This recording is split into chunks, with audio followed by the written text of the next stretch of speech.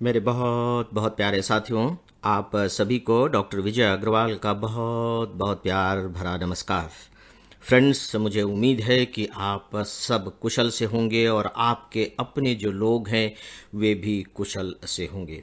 सच पूछिए तो अभी का जो दौर है फ्रेंड्स, इसमें कुशलता का समाचार ही पाना सबसे महत्वपूर्ण समाचार है और मुझे नहीं लगता है कि इससे बड़ी खुशी की बात और कुछ हो सकती है। अभी जिस दौर में हम रह रहे हैं, जो चुनौतियां हम सबके सामने खड़ी हैं, सच पूछिए तो इन चुनौतियों ने फ्रेंड्स हम सब की स्मृतियों में बड़ी बड़ी दरारें पैदा कर दी हैं, खरोंचे लगा दी हैं और जो भविष्य की जो तस्वीर थी उसमें तो इतनी ज़्यादा उथल पुथल मचा दी है कि सोचना ही मुश्किल हो पा रहा है कि हमारे आगे का जीवन कैसा होगा। मैं सामाजिक जीवन की बात नहीं कर रहा हूँ, मैं व्यक्तिगत जीवन की बात कर रहा हूँ। जिनसे भी बातें होती हैं, मेल्स आते हैं, व्हाट्सअप मैसेजेस आते हैं, उन सब में कहीं न कहीं बाकायदे उन खरोंचों को, उन दरारों को, उनकी चुभन को, उसके दर्द को महसूस किया जा सकता है।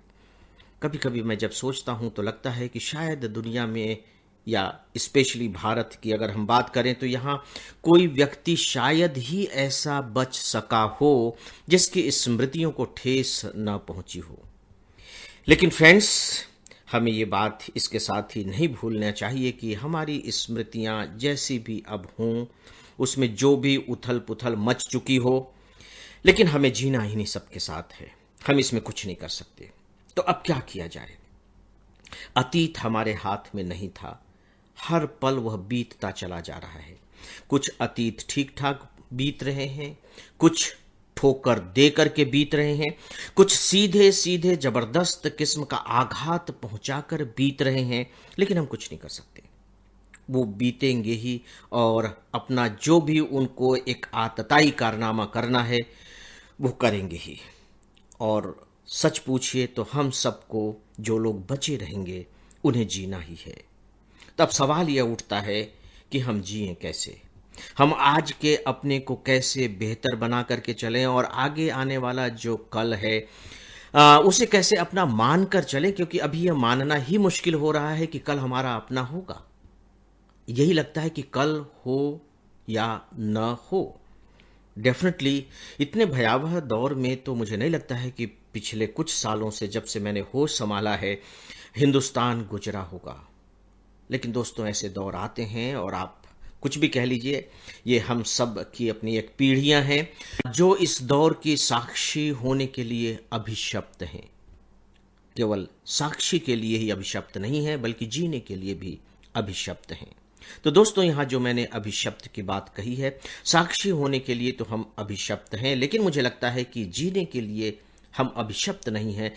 यह वरदान है और हमें इस अभिशाप को वरदान में बदलना ही होगा। और यह सिर्फ एक ही तरीके से हो सकता है और वह तरीका है फ्रेंड्स, हौसला। जब भी इस तरह की बातें होती हैं, बहुत ही दुर्भाग्यजनक घटनाएं हो रही हैं, बहुत तकलीफ देह हैं, किसी से कुछ कहना भी मुश्किल मालूम पड़ता है कि क्या कहें, क्या समझाएं, क्या बोलें, समझ में नहीं आता है। शायद मौन ही सबसे अच्छी भाषा बन जाती है। तो दोस्तों, बस एक ही चीज दिमाग में घूमती रहती है और वही बात मैं आप सब तक पहुंचा रहा हूं, और वह यह है कि जब भी ऐसे दौर आए हैं, केवल समय ही उसका सर्वोत्तम इलाज रहा है। समय।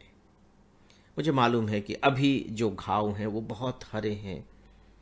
जरा सी भी उनमें हलचल होती है तो चिरमिराहट होती है, जबरदस्त किस्म से चिरमिराहट होती है और उनकी चिरमिराहट दिमाग को हिला करके रख देती है। लेकिन जैसे जैसे समय बीतता चला जाएगा, डेफिनेटली ये जो ताजे घाव हैं, ताजे जख्म हैं, धीरे धीरे धीरे धीरे इन पर पपड़ी आनी शुरू होगी।